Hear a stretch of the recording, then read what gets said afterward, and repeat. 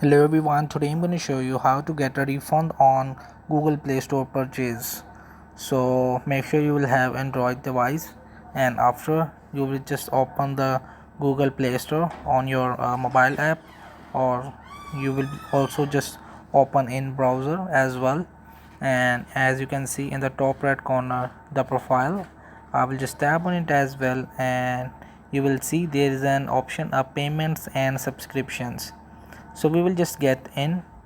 After here, the fourth number option is budget and history. I want to just tap on it as well. So right now I will just not any app purchase from here, and if you just have purchased the any of app, so in the here in the right of the app you will see the three dots option, and you will be just find the refund request. So simply just refund request, tap on it, and after here you will be just give them reason why you want to just refund request from this app.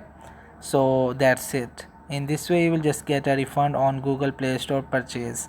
So hope this video help you. Please don't forget to like and subscribe and get notified for more videos.